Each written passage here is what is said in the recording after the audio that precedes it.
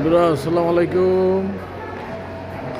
চলে এসেছি সেনাকুঞ্জে বিয়ে খেতে, বিয়ের একটা প্রোগ্রামে।